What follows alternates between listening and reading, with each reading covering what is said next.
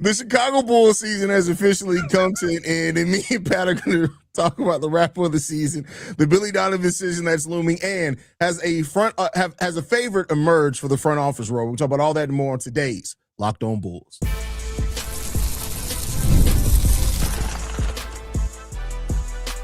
You are Locked On Bulls, your daily Chicago Bulls podcast. Part of the Locked On Podcast Network, your team every day. Would you look at that? I forgot I was in the studio. Thank you guys for tuning in to another episode of Locked On Bulls. Remember, Locked On Podcast Network, where's your team every single day? Today's episode is brought to you by FanDuel. Right now, new customers can bet just $5 and get $250 in bonus bets if your first bet wins. Oh, God. And FanDuel.com to get started, Pat. The Chicago Bulls season officially came to a wrap yesterday.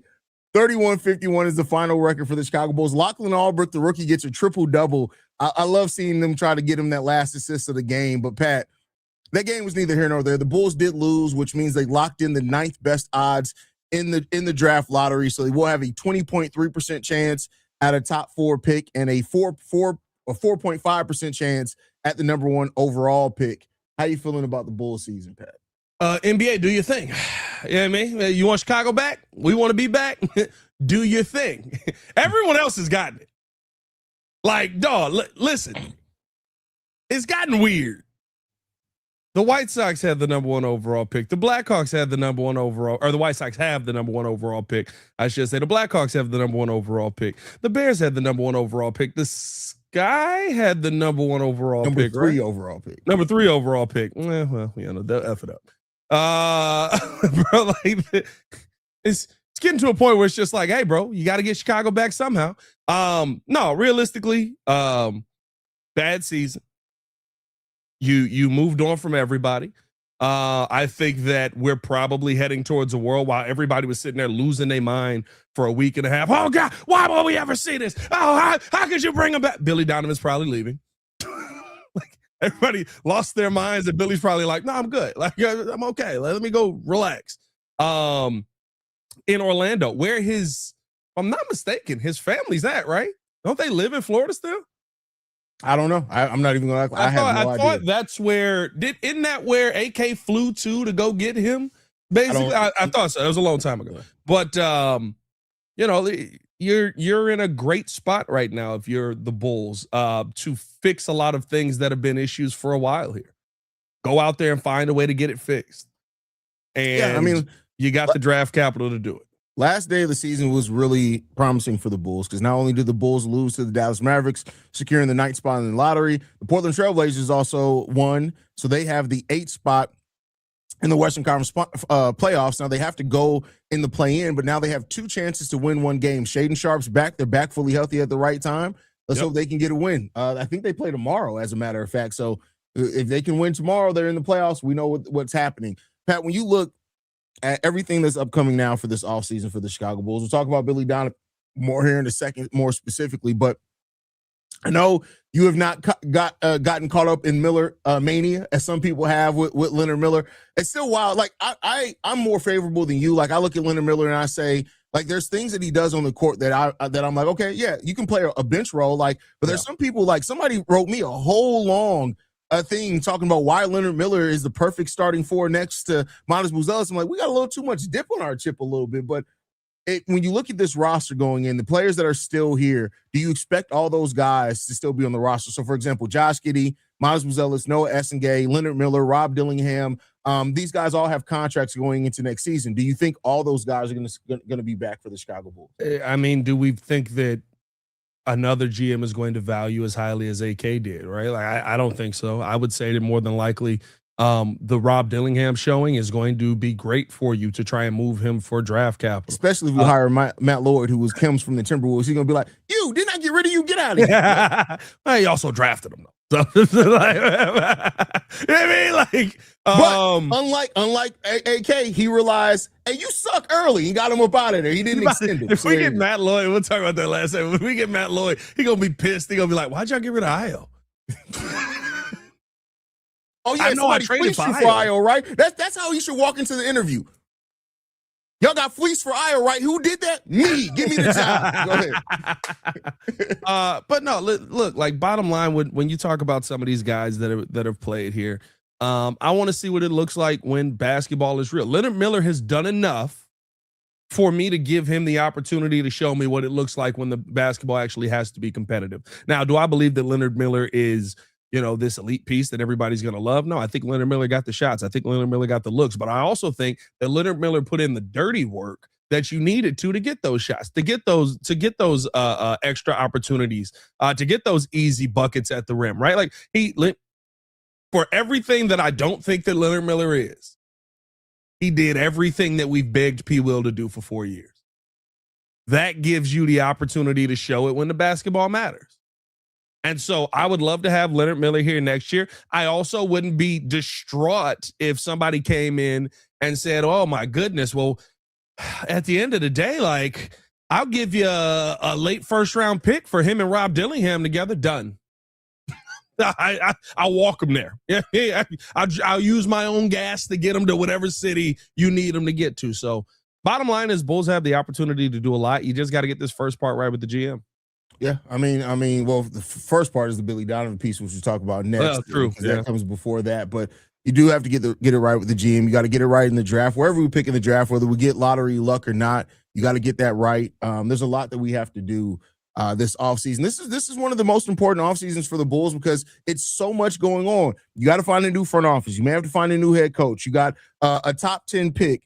You have tons of cap space. You have a roster that's completely open. That we have so many roster spots open of things that we want to do with. So like this is a very, very important one because this GM is not going to come into a situation like most GMs come into where it's like, all right, you got a year to figure out who and what on this roster you want to do with or what direction you want to go. You got to make tough decisions right away. And hopefully they are going to hire somebody that's already in a front office and they already started doing some draft preparation because they're going to have to walk right in and get ready for the NBA draft. Pat, they're going to have like 30, 45 days to get ready for the whole entire draft process. Yeah, it's welcome to the fire. You know what I mean? That's really what the Bulls are putting you into. But if the Blazers go out there and win a game and get into the playoffs, you're in a position now where welcome to the fire with everything that you need in a draft. That listen, I get it. I know over the last couple of weeks, there's people that have said, GMs view this draft as not a very prominent draft. Same thing they said about the P. Will draft. They said it was top 4 heavy.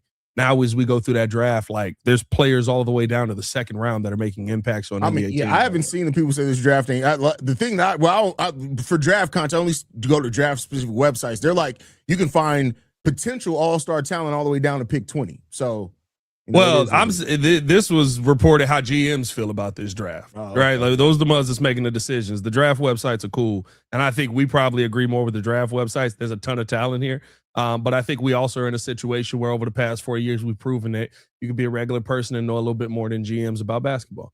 Yeah, I mean, we've known more than If AK would have listened to who we said that he should pick, Pat, we would have. We probably be going to the second round of the playoffs this season. What's the worst one that we had confidence in over the last 3 years? The one that we had the most confidence in? The most confidence in, and we like, nah, he kind of cheeks. I'm trying to think of like one that we were like, yo, this dude got game. I don't think we've had I don't think we've had a complete miss like that. A god awful one. Yeah, I don't think so. And that's not even. No, I was gonna say, and it was more me than you. I loved Kyle Filipowski. And they really just didn't give him a chance. Kyle been hooping. When Kyle gets a chance, he hoops. He puts up. Now, Kyle Filipowski got that weird ass, situation with that woman going on. But I don't know how that works. He got a little chicanery going on in his. There's a lot of chicanery going on. Oh, he's a big soaker out in Utah. First of all, she's like 40 years old. He's like 21. Oh, that's a different situation. Hey, do what you do, pimp. No. But he's Mormon. So like reportedly when they were going through the draft interview, she was sitting in the corner of the rooms like, don't say that. Like literally, like he would look over there. Little control. Like a little control action. Oh, we got a little what was that Adam's Family Values situation going on here. That's a hell of a pull. That's a great pull. That's a great pull. Adam's Family Values in probably a decade, bro. I am Adams. That is hilarious. So either way, though, we will see what goes on with this Bulls. The season's over with. Now we get to focus on draft content. We get to focus on the front office search, and maybe even a head coaching search, which leads us to our next conversation. We're going to talk about the future of Billy Donovan because initially the meeting was supposed to go down today. Apparently that got pushed back. So we'll talk about what that decision means for the Chicago Bulls right after this. But before we get into that, we got to get some message from one of our sponsors, and that is Game Time. There's nothing like being in an NBA arena. The crowd, the energy, the moment. Getting tickets, though, that's the part that hasn't always been so simple. That's why Game Time has become the go-to app for scoring tickets fast, without the hassle. It puts the advantage back where it belongs, and that is with the fans. Pulled up the Game Time app, picked an upcoming NBA game, and had tickets locked within minutes. Love seeing the all-in pricing, no surprise fees at checkout, and being able to see the view from your seat live before even buying. It made the decision that much easier. And with zone deals, you choose the section, Game Time picks the seats, and you save. Great last-minute options, too, with NBA tickets showing up at solid prices. Everything feels quick, intuitive, and stress-free from start to finish. Take the guesswork out of buying NBA tickets with Game Time. Download the Game Time app, create an account, and use code LOCKEDON for $20 off your first purchase. That's code LOCKEDON for $20 off. Download Game Time app today, and remember, it's gametime.co, not .com. More Locked On Bulls coming up next. All right, Pat. So the Billy Donovan decision, which had been for weeks reported that it was going to go down on Monday. Billy Donovan announced after the game that got pushed back a few days. He will be meeting with players individually today, though. There's been a lot made over what Billy Donovan is or isn't going to do, stuff like that. Pat, I know it's been a few days since we talked about it. How do you feel right now with the Billy Donovan situation? Do you think it's likely that he walks, or do you think he's more likely to stay? Hey, there's a lot going on with Billy, right? With personally, dealing with his father's passing and stuff like that. So you don't know how someone feels about the specific situation. But I would say if I'm Billy Donovan and I'm looking at kind of the direction that the Bulls are going here, the last time you were in this spot, team went on and won an NBA championship and got the right guys together. Now, do you want to be in a weird situation where, you're Billy Donovan essentially becomes the scapegoat? And I think that's the part that people don't talk about enough with this. Because of what Michael Reinsdorf has said, if a GM comes in and sucks, we're not going to look at Michael Reinsdorf. We're going to look at Michael Reinsdorf and say, you effed it up again. But we're going to look at Billy Donovan and say, this is your guy. This is the guy you picked, and you still can't win with him. You're the problem, right? Now you're talking about potentially hurting your legacy even more than what the Chicago Bulls have already done. We're going to look at Billy Donovan and say, hey, at this point, like, you have a perfect working relationship because you had such a loud voice in the room picking this guy. How are you continuing to mess up on draft picks? How are you I think it puts you in a tough, like, if you're successful, it's the perfect win situation. But if you fail, it could change the entire opinion of Billy Donovan moving forward. And I think that's the part where you got to be a little bit more careful there. If I'm Billy, fresh start this thing, man. Doesn't mean you can't still coach in the NBA. I think Billy knows the kind of coach that he is. Look at the Orlando job and the talent that they have down there that kind of you helped send to them. Look at the, I know the Dallas job is available. Might be available, I should say, as well. If Jason Kidd decides to step out of there, there's a lot of good young talent around this league where you can kind of get a boost in your rebuild coaching scenario there. I think that's probably a better conversation than starting from scratch here with the Bulls. Yeah, I mean, but I will, because I agree with you. But for the nature of the conversation, I'll say this though, Pat. Me and you both have talked about, if you can make it work in Chicago, you're a legend. Do you think there's any part of Billy Donovan that says, that is prideful and says, listen, yeah, the Bulls have affected my legacy so much, but if this new GM comes in and we get this right, I can solidify my legacy even more?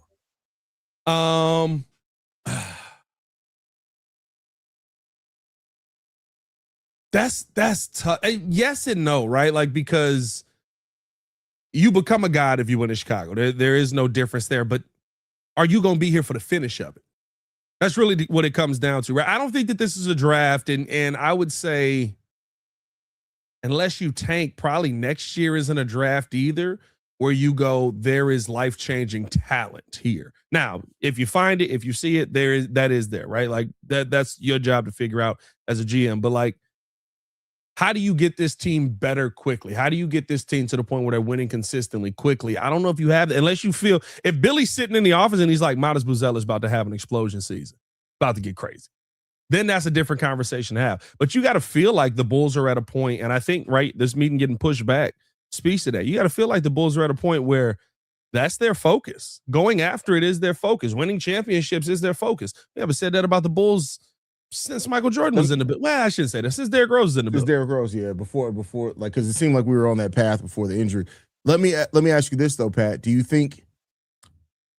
there any part, should they allow, even if it is, but do you think Billy Donovan could want to wait to see if we get, because like Billy Donovan left OKC because he didn't want to rebuild. He would have had to wait 2 years. If Billy Donovan walks away in the time where the Bulls have a legit chance at a generational, first overall pick, like, do you think there's any part of Billy that's like, let's wait and see what they do in the lottery? Is that the part? He waited until listen, maybe, right? Realistically, that could be the bottom line of it. Like, the Bulls end up getting a little lottery luck. They end up with a top 4 pick.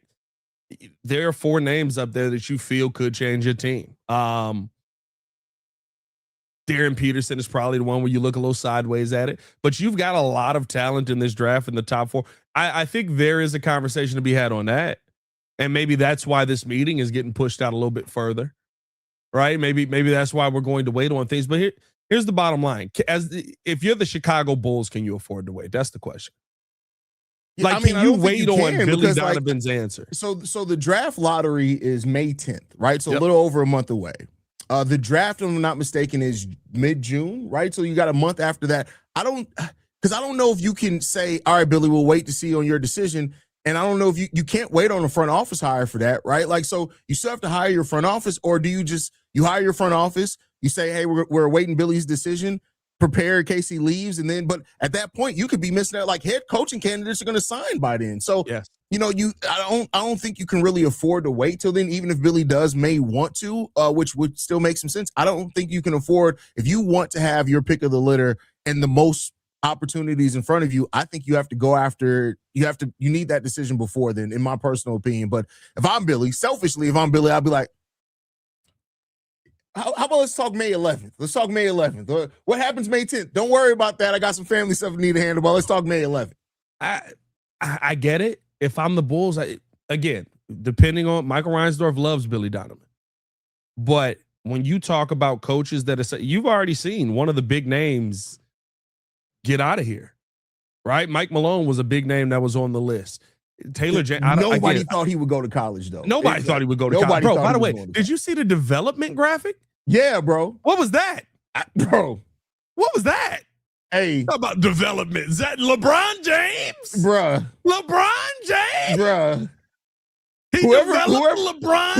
Whoever made that graphic said, hey, listen, I'm about to cook. Anybody who was ever on a team with Mike Malone, we're going to say that he helped develop him. LeBron James? That was crazy, bro. That was a wild graphic. Like, they put Stephen Curry on there, too. It was insane. But I think the bottom line for me with the deadline that maybe should or shouldn't be on Billy is, do you really think that Billy Donovan is a coach that can coach you to an NBA championship? If you're Michael Reinsdorf, you feel like he's the answer and we got the pieces, we just need to get the GM right, then yeah, that's a different world to live in. I don't agree with you. And I think there's a lot of names on this list of coaches that could be available that won't be there. Although the Taylor Jenkins situation a little weird. If that's the guy that you maybe are zeroing in on, you might be able to get him. Because how's he not coaching? Well, you got to keep in mind he got fired. So I really do think he was like, let me, because when you're fired as a coach, you still get your check. So maybe he said, let me get a year of just getting my check and chilling with my family, and then I'll attack. Maybe I don't know though. Like that's just complete speculation on my part. Just a little weird to me. I mean, it's like New York didn't call Taylor Jenkins at all when they had a head coaching vacancy. Bro, like not even a little bit. Taylor Jenkins has not been in a head coaching search at all. Now again, right? He got fired he got fired right before the playoffs, right? Yeah, right before the playoffs. How many coaches were changed last year? I don't remember. I have to look it up. Yeah. But like the big situation, New York. Yeah, like, he still was in a very heavily competitive playoff situation without Ja Morant. I don't know. Taylor Jenkins is an odd one. I don't know what's going on there. But like I said, that just leads me to think maybe it's him. Maybe he just wanted to take a year off, which we have seen before. Old time after Ime Udoka lost Nia Long, Taylor Jenkins picked her up, and the NBA was like, we're not doing this. We're not doing it. First of all, The visual of Taylor Jenkins taking Nia Long out on a date is hilarious. Hey, shout out my Gucci. Hey man, we appreciate y'all for tuning in, showing love. We got to talk about somebody who is seemingly in the lead for a Bulls exec spot here, and what that would mean if he were to get the job. Billy Donovan could be conversation in that as well. All that more coming up next. But first, we got to tell you guys all about FanDuel. Listen, the NBA playoffs are here, where every possession matters, every matchup is magnified, and every game can swing a series. And right now, FanDuel is giving new customers a great way to get in on the action. Here's what I love about it. You bet just $5, you get $250 in bonus bets if your first bet wins. The app makes it easy to follow the action with player stats, trends, and matchups all in one place. It just makes the entire playoff experience more engaging from start to finish. Head to FanDuel.com to get started. FanDuel, play your game. We also got to tell you guys all about TurboTax. Listen, it's tax time, but for a lot of us, the old way of doing taxes is, well, a lot. Trying to book an appointment that's not the most convenient, sitting in a waiting room with a stack of papers, emailing back and forth, wondering if they're really going to get your situation. But this year, you're getting a major upgrade. Intuit TurboTax now has in-person locations nationwide. You can meet face-to-face with real tax experts, and your documents get uploaded straight to TurboTax app on the spot. And just like that, you're done. Your TurboTax expert works to get you every dollar you deserve, while you get real-time notifications as you go about your day. It's the relief of walking in and meeting a real person and walking out knowing your taxes are being handled right. Head to TurboTax.com/local to find a store near you and book your appointment. More Locked On Bulls coming up next.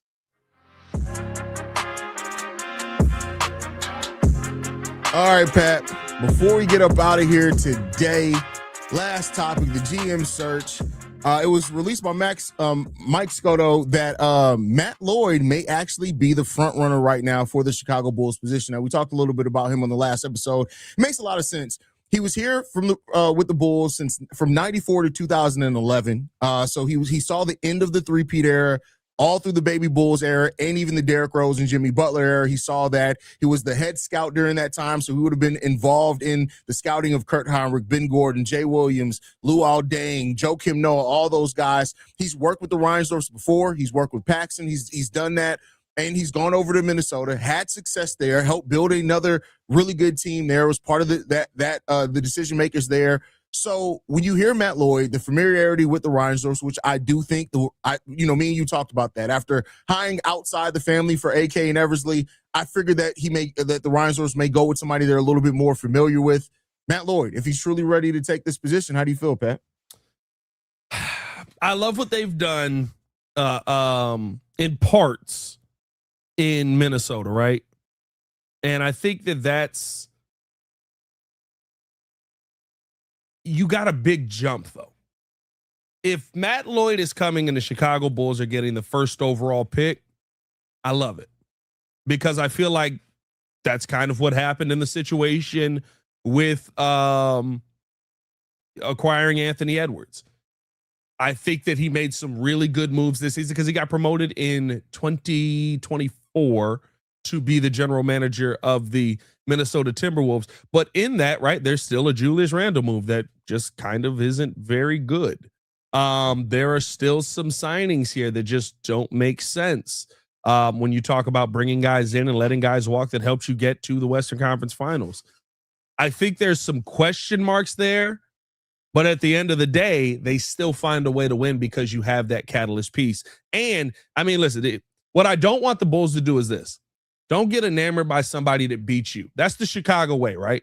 You go sign the dude that made you look bad. Matt Lloyd made the Bulls look bad in how that deal went down. Ayo Dosunmu clearly was the best player going anywhere in that trade. Yeah. And I feel like this could be a situation where the Bulls are like, man, he really got over on AK on that deal. No, don't let one person being an idiot make another person a genius. And that's kind of the line that I told with Matt Lloyd. Wouldn't be mad at him, but I would be a little skeptical because we can't sit here and say that everything he's done has been phenomenal to this point. Yeah, I mean, and that's going to be if anybody's looking for a perfect general manager candidate, the one does not exist. There's going to be misses.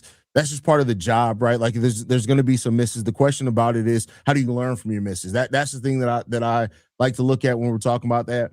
Like I would love Lloyd to come over. I don't know if you saw the podcast he was on. Had nothing to do with the Bulls, but he was just he talked a lot about the Bulls era and like what went in to the scouting of Jimmy Butler and some of these other players and stuff like that. Even talking basically when he's basically said, "Hey, I had to go to war with." I can't remember the pick. I can't remember who it was. It may have been Noah. I can't remember, but he basically explained how he had to go to war with that and be like, "Hey, listen, I presented the draft packet. You're asking me my thing. You're about to do something stupid." So I love that he has that a little bit.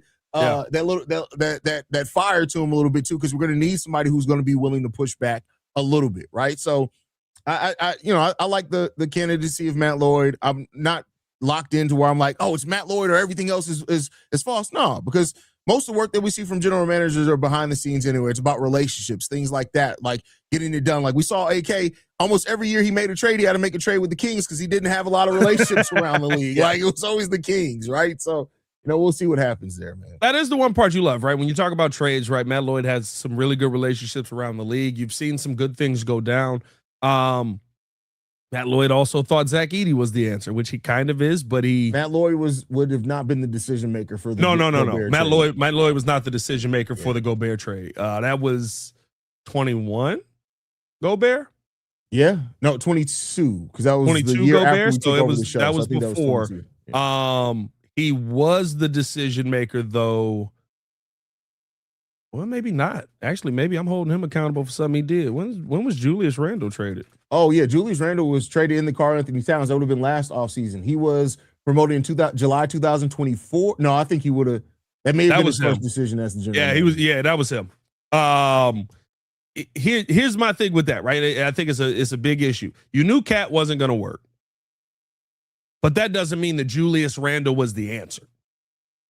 And you got rid of Dante DiVincenzo. Oh, no, they got Dante DiVincenzo. They added Dante DiVincenzo. I don't look at that deal as bad as you do because I think Julius Randle had an amazing playoff run last year. Like last season and last playoffs was the best basketball of Julius Randle's career. But I get what you're getting at in that. You're basically saying, hey, you probably could have got more back for Karl Anthony Towns. Now, what I will say again okay, you know what? When you look at the whole trade, though, I got to go back because Julius Randle's a big part of it for me. Like you got rid of. Listen, I don't like Karl Anthony Towns, but he's incredibly talented. He's a better player than Julius Randle is. There is no question. But when Minnesota also received a 2025 top 13 protected first round pick from the Knicks, you got a first round pick back, and you got Julius Randle and Dante DiVincenzo. It's not terrible. That's a solid trade. Yeah, that's a solid trade. I'll ease up on the point there a little bit. Draft wise, he went with Zach Edey, who had injury issues, but also came away with Terrence Shannon Jr. in that draft, who seems like he would have a lot of talent. And every time he gets on the floor, I don't know why they don't play him. But like every time he gets traded Zach Edey to the Grizzlies. Huh? They would have. You said Zach Edey. They would have traded him to the Grizzlies. I'm sorry, I said Zach Edey. I'm tweaking. Is it just TSJ? Yeah, I think it's just TSJ.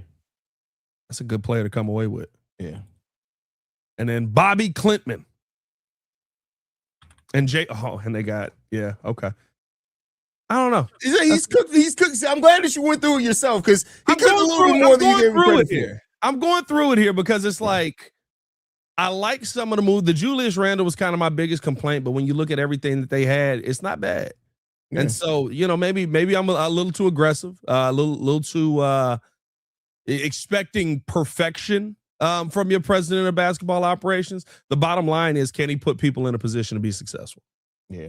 That's really what it all comes down to realistically with Matt Lloyd is, can you go out and hire a GM that's going to make good decisions and you guide that guy into the right place? Can you make the right decisions at the head coaching hire if Billy Donovan does move on? And if he was at all a part of the head coaching hire for what they currently have there in Minnesota, he's doing some good things. Yeah. So we'll see. We'll see what the future holds. We'll see what the Bulls do this offseason if Matt Lloyd ends up being the guy. Pat, is there anything left before we got to get out of here, man? Nah, man. Follow us on everything at Locked On Bulls. You can follow me on everything at Pat the Designer. Appreciate y'all for tuning in and showing love. And you guys can follow me at CEO Haize. Locked On Bulls is free and available on every podcasting app and platform of your choice. Make sure you guys go to lockedonbulls.supercast.com as well to sign up for the Everydayers Club. You get exclusive access to the Locked On Discord. You can listen to the show on every major platform, podcasting platform. Odyssey app, Amazon Fire TV, Roku TV, Fubo TV. Basically, anywhere you want us, you can get it. We'll catch you guys bright and early tomorrow morning, y'all. Peace. Peace.